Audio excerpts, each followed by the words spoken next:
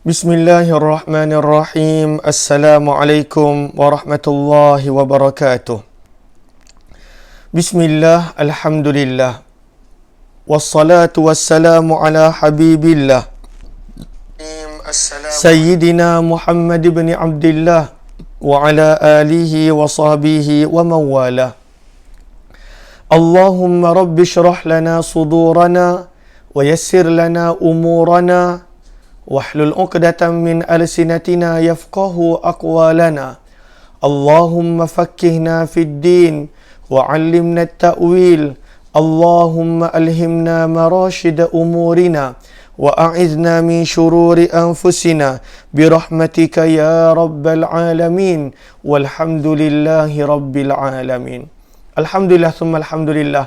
Apa khabar sahabat-sahabat semua? Selamat pagi. Salam pertemuan dalam pertemuan Hayati Quran siri yang ke-399 bersama dengan saya Umar Aziz. Kita kongsi dan kita bawakan Hayati Quran. Moga-moga kita dapat menghayati, mengambil pengajaran, seterusnya membawa Al-Quran dekat bahkan dalam kehidupan seharian kita. Amin ya rabbal alamin. Ahlan-ahlan sahabat-sahabat, Aisyah Uthman, Nurazia Mukhtar, Ninda Anis, Nasirun Ori, Galik Sprit, Safia Sapian, Rohizan Abdullah, Ija Rahman, Nurahim Sharif, Rahila Junid, Nur Hayati Yahya, Anna Sukaimi, Rosna Sharif, Kati Khairuddin, kemudian Rohizan Abdullah, Laila Umar, Rahila Junid, Rafi'ah Muhammad Salih dan juga sahabat-sahabat yang lain. Ahlan-ahlan kepada semua.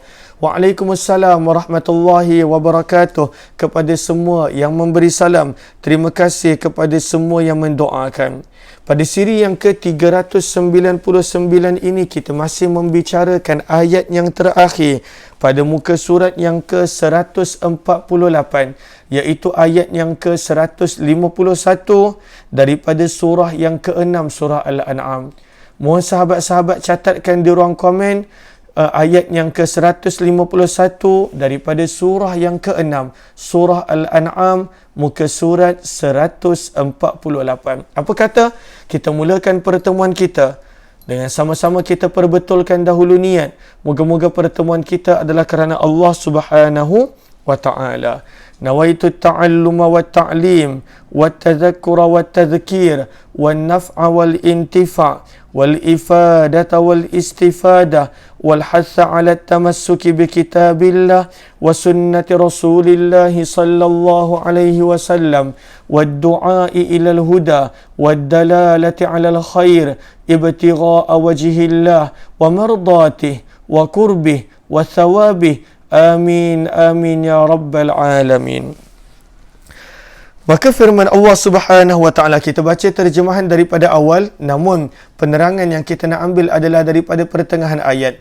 Firman Allah pada ayat 151, Qul, katakanlah wahai Muhammad, ta'alau, iaitu memberi mana akbil, datanglah, kemarilah, atlu, aku bacakan, alaikum, atlu, aku bacakan, ma, apa-apa yang harrama, telah diharamkan, rabbukum, oleh Rabb kamu, oleh Tuhan kamu, alaikum, ke atas kamu.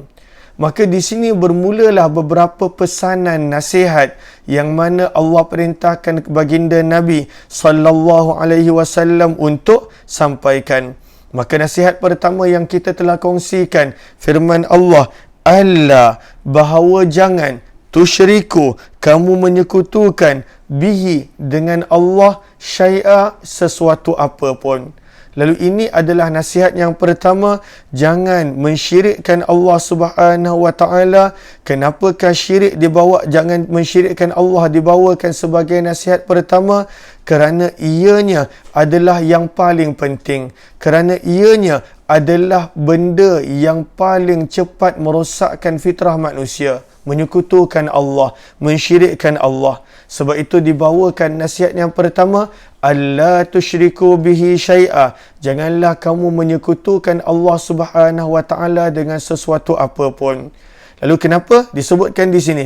Li'annahu a'zamul muharramat, kerana ianya adalah perkara dilarang yang paling besar.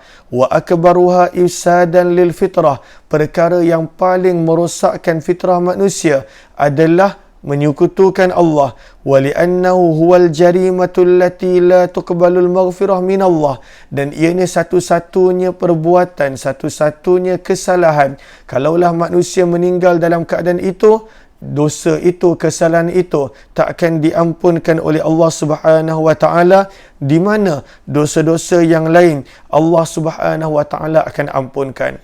Lalu pesanan supaya tidak menyekutukan Allah datang bukan sekadar pada ayat 151 ini sahaja, bahkan datang dalam pelbagai ratusan ayat Al-Quran yang lain dengan cara yang berbeza, dengan uslub yang berbeza. Pada waktu itu nak menegaskan janganlah menyekutukan Allah Subhanahu wa taala. Apakah pesanan yang kedua? Pesanan yang pertama telah kita kongsi dan kita huraikan sebelum ini. Apakah pesanan yang kedua pada ayat ini? Firman Allah Subhanahu wa taala, kita tengok dulu terjemahan. Wabil walidaini ihsana. Wa terjemahannya adalah dan. Bi terjemahannya adalah dengan. Al-walidain terjemahannya adalah kedua ibu bapa. Ihsana terjemahannya adalah berbuat baik, berlaku baik. Maka pesanan yang kedua adalah pesanan untuk berbuat baik kepada ibu bapa. Poin yang pertama pada pesanan yang kedua, para ulama tafsir menyebut adalah perkataan ihsana tersebut.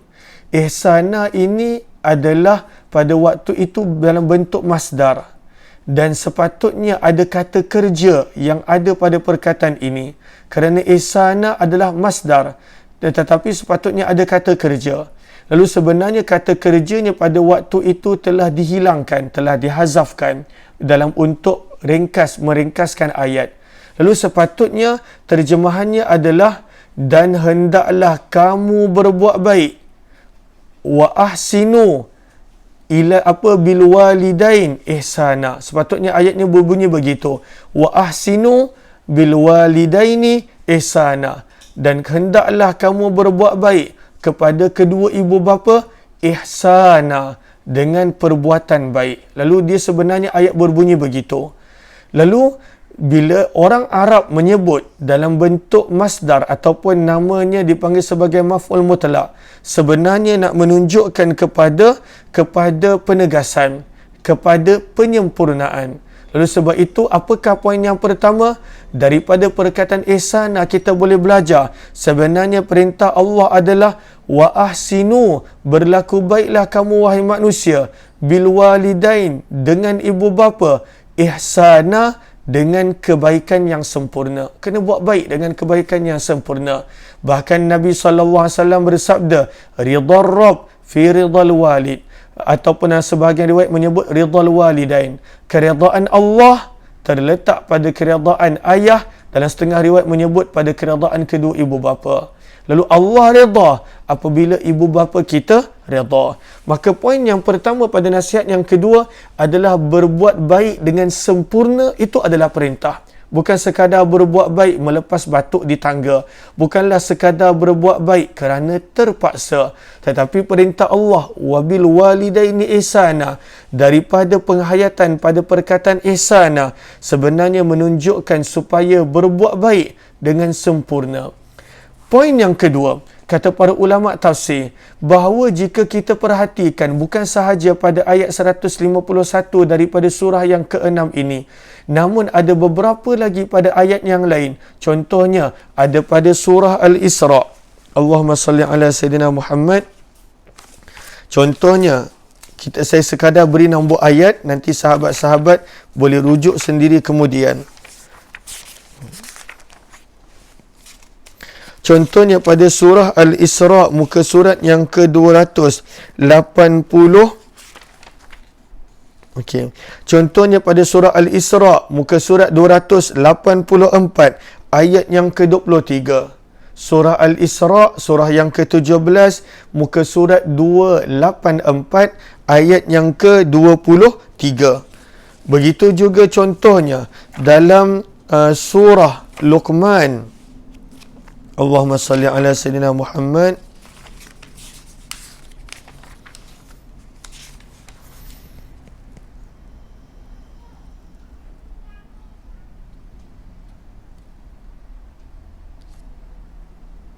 Pada Allahumma salli ala Sayyidina Muhammad, pada muka surat 412, surah Luqman, surah yang ke-31, pada ayat yang ke-13 hingga ayat yang ke-15. Dan banyak lagi pada tempat-tempat yang lain dalam Al-Quran. Sebenarnya apa yang ada pada ayat-ayat ini? Kata para ulama tafsir, wa qad qarrana subhanahu hadhihi al-wasiyyah bil wasiyyatil ula hiya tauhiduh wa adamul isyrak bih. Allah menggabungkan pesanan untuk berbakti kepada ibu bapa dengan kebaktian yang sempurna. Allah gabungkan dengan pesanan yang pertama, iaitu pesanan supaya mengesakan Allah dan pesanan supaya tidak menyekutukan Allah.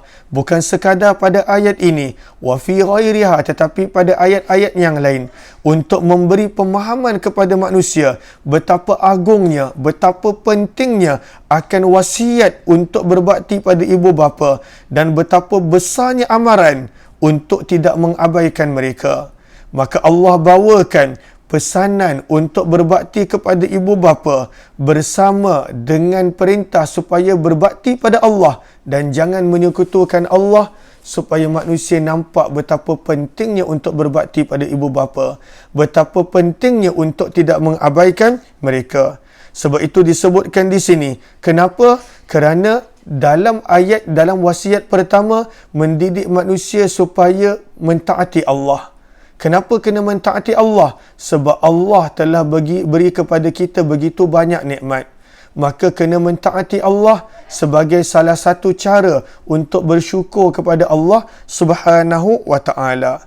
Maka begitu juga kenapa kena berbakti kepada ibu bapa, kena taat pada ibu bapa sebagai salah satu untuk menghargai susah payah dan juga pengorbanan mereka. Maka daripada sinilah kita nampak pentingnya untuk berbakti kepada ibu bapa, yang merupakan poin yang kedua, sehingga digabungkan dan didatangkan bersebelahan, berturutan perintah untuk berbakti pada ibu bapa selepas daripada perintah untuk mentaati Allah dan tidak menyekutukan Allah Subhanahu wa ta'ala. Itu poin yang kedua yang ada pada wasiat yang kedua ini. Poin yang ketiga, kata para ulama tafsir, yang ada pada wasiat yang kedua ini, wabil walidaini ihsana. Apakah poin yang ketiga? Poin yang ketiga yang kita nampak, kalaulah perintah untuk mentaati Allah datang dengan pelbagai cara supaya manusia faham. Antaranya adalah taat Allah. Dan dalam contoh ayat yang 151 datang dengan cara jangan menyekutukan Allah. Lalu ianya datang dalam bentuk kadangkala perintah berbaktilah, bertaatlah kepada Allah. Kadangkala datang dalam bentuk pada waktu itu jangan menyekutukan Allah. Namun kata para ulama tafsir, bila tiba pada berbakti pada ibu bapa, ianya tak pernah datang dalam bentuk supaya jangan berlaku buruk pada ibu bapa. Tak ada. Ianya datang dalam bentuk berbakti, perintah, berbakti. Tak ada ayat Al-Quran yang kita pada waktu itu nampak di mana ianya datang dalam bentuk jangan berlaku buruk. Dengan perkataan wala tusik bihima, jangan berlaku buruk kepada mereka berdua. Kenapa? Adapun jangan berkata kepada mereka itu dalam konteks yang lain, jaga percakapan. Tetapi tak ada dalam bentuk secara umum jangan berlaku buruk kepada ibu bapa. Sebab itu disebutkan di sini, wa qad ja'at hadhihi al-wasiyyah bi uslubil amri bil wajibil matlub wa huwa al-ihsan, kepada berlaku baik kepada ibu bapa. Walam tadhkur, dan tak pernah datang dalam Al-Quran dalam bentuk larangan jangan berbuat buruk pada ibu bapa. Kenapakah begitu? Kerana Al-Quran sebenarnya nak memberi pemahaman kepada kita, kepada umat Islam, kepada umat manusia, bahawa sebenarnya tak boleh dibayangkan orang yang bernama manusia boleh berlaku buruk kepada ibu bapa. Sebab itu tidak ada ayat berbentuk larangan supaya jangan menyakiti ibu bapa. Kenapa? Bahawa tak boleh digambarkan, tak boleh difahami adanya makhluk yang bernama manusia yang Allah bekalkan dengan akal, yang Allah bekalkan pada waktu itu dengan fitrah, yang Allah bekalkan pada waktu itu dengan pelbagai perkara, dia berlaku buruk kepada ibu bapa. Laisa min sya'niha, bukanlah pada waktu itu daripada keadaan manusia, antaqa minhu, untuk berlaku daripadanya, hatta yahtaja ilan nahyi anha, sehingga perlu kepada larangan supaya jangan berlaku buruk kepada ibu bapa. Tak. Orang yang bernama manusia tak sepatutnya berlaku buruk kepada ibu bapa. Lalu sebab itu tak sepatutnya datang perintah daripada Allah untuk jangan berlaku buruk kepada ibu bapa. Cumanya manusia kadangkala dia berlaku baik dengan tak sempurna.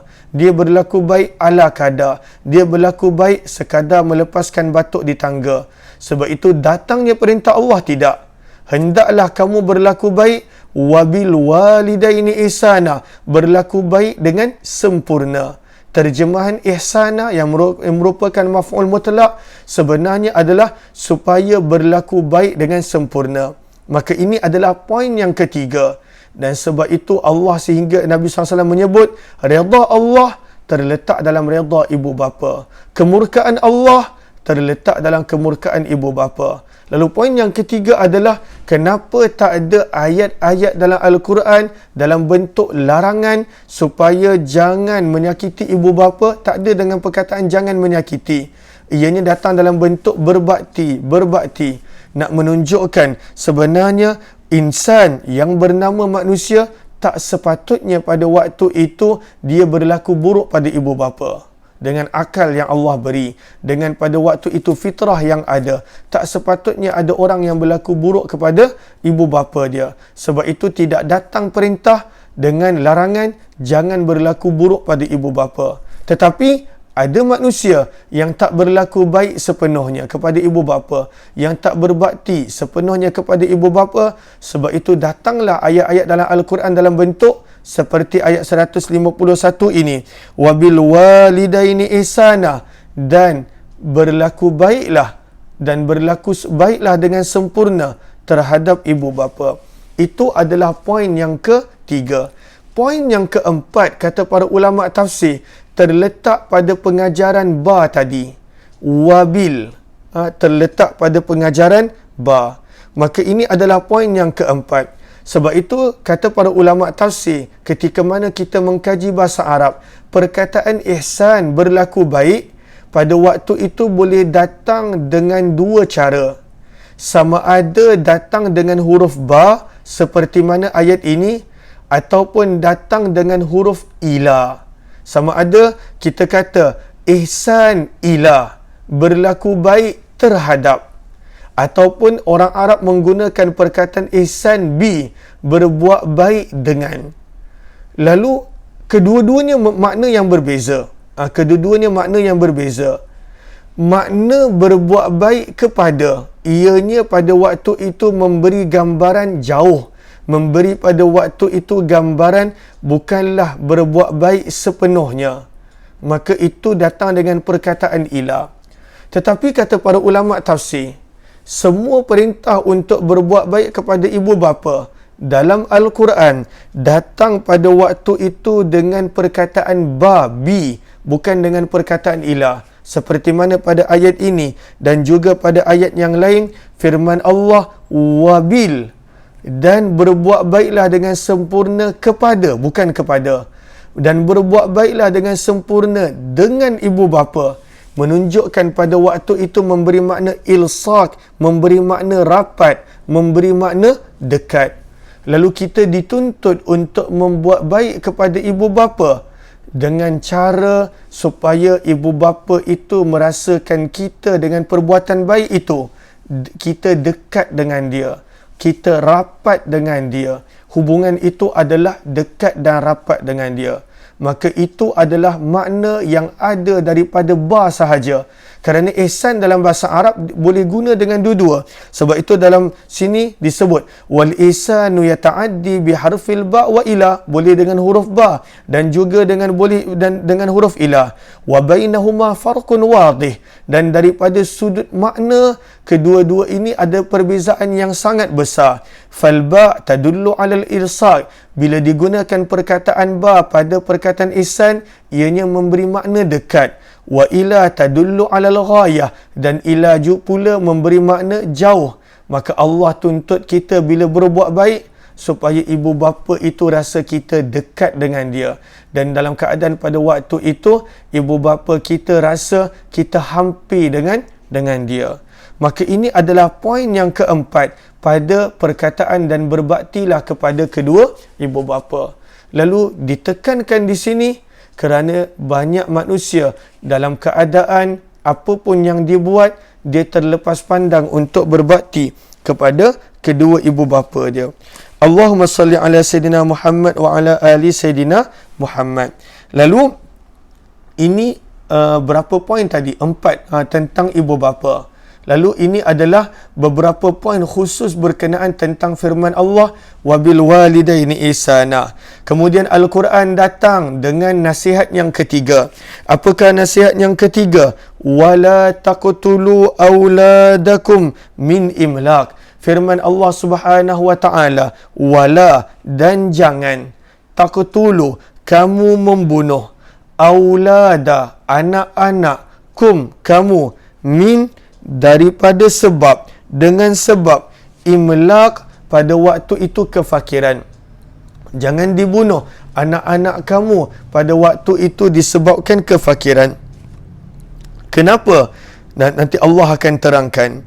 Maka daripada ayat ini, wasiat yang keempat yang mana menjadi masyhur ataupun kebiasaan pada sebahagian kabilah tanah Arab pada waktu itu, mereka bunuh anak-anak perempuan mereka waktu kecil.